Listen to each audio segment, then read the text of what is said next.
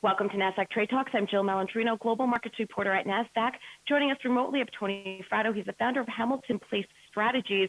We're going to take a macro look at how the quarter performed for 2020 and what that could potentially look like going forward. Tony, it's great to have you with us. And you know what? The first quarter of 2020, we have not seen the lack of performance since the financial crisis in 2008. Yeah, the market was obviously super volatile, but you don't see these kinds of major corrections, 20, 25, 30% moves in the market like we've seen. I have to go back to my days during the global financial crisis when I was in the White House or in the Bush administration, seeing these kinds of movements. And look, I think it's going to continue into the second quarter too. I think we're going to see this for a while. I know we'd like to believe that there's we found a bottom and maybe we'll do some slow climb out of it. But I think there's still a lot to learn about the length of this crisis.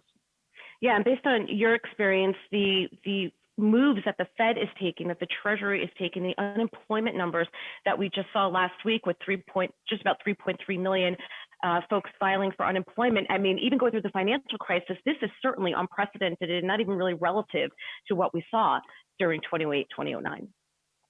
Yeah, I think that's exactly right. I mean, if you think of the financial crisis, people think of it as starting in September of 2008. It was really more of a slower moving train wreck than that. But we were in an economic recession well before the start of the financial crisis. So, we had seen job losses already. We'd actually already had a stimulus plan in place.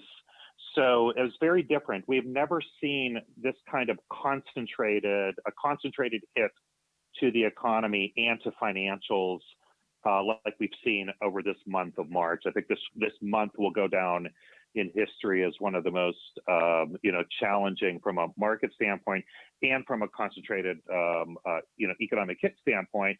And so we're seeing the response from federal authorities, from the Fed, and now with a couple of fiscal plans coming from Congress and the administration, and it remains to be seen as to whether what they're doing is enough. The Fed was able to pull off the shelf some of the liquidity measures that they did the last time. They have some experience with that. We saw them do something new today with trying to keep the global dollar funding market operating with central banks around the world between swaps and a new facility.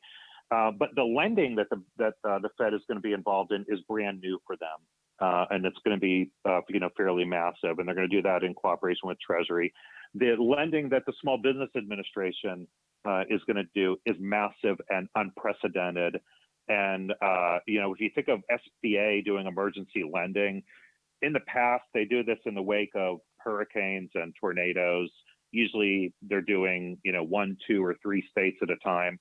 They have never ever in their history had to do all 50 states plus Puerto Rico plus Washington D.C. And handle that massive amount of demand in such a very short period of time. So we hope that as we have the biggest fiscal response in history of more than $2 trillion. We hope that that's a bridge across these waters, but I tend to doubt it. And I think we're going to go into this next quarter, with a lot more to discover for how difficult it is going to be for lots of firms to be able to continue to compete, to hold on to their workforce.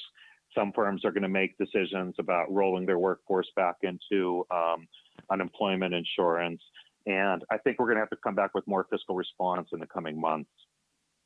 Yeah, Tony, that was my next question to you. As these companies need to make these difficult decisions, and again, I think we're in the very, very early innings of what this is going to look like going forward. Are we going to return to our old normal? I probably guess we are not, as our personal and professional lives are dynamically changing. It's still such a very fluid situation. Longer term, what could potentially be the macro impact of all of this? Well, I think people hope for a V-shaped recovery coming out of this, but I really don't see it. I think we're going to have the impact of this for some time. Early on in this crisis, people were focused on, the impaired supply chains for a lot of manufacturing companies. Those were things that were easy to see. We knew that products were not coming from China and other parts of Asia. Manufacturers had to slow down or even stop their production. What people weren't paying attention to until very recently was the enormous hit to the services sector, which is the larger part of the economy, employs far more Americans, and I think we're going to see a hit that is irrecoverable. We can't recover, movie theaters who aren't showing movies for 2 or 3 or 4 months. There's no way to get that back. It's not like you and I are going to go see, extra movies to make up for the movies that we missed in April and May. So those are going to be real hits. They're going to be impairments there. There are companies who are taking on debt. Now, a lot of debt's going to be forgiven for small and medium-sized enterprises, but a lot of companies are taking on debt.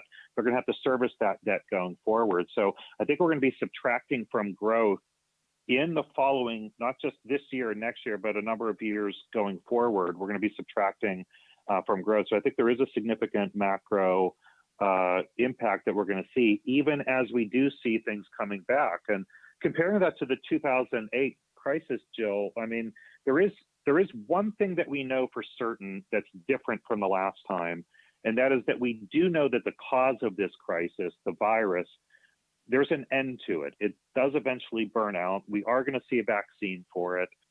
We are going to conquer the virus at some point in time. We didn't know whether we were going to conquer, the credit impairment that we had in the last crisis and how long that was going to go on. So I do know that we are going to be able to conquer the virus, but we are still going to be left with this overhang of dealing with the debt and the lost economic activity that a lot of people are going to have. All right, Tony, appreciate the insight. Thanks so much for making the time to join us. You bet. Anytime. Stay safe, okay? Okay, thank you so much. And thanks for joining us on Trade Talks. I'm Jill Malandrino, Global Markets Reporter at Nasdaq.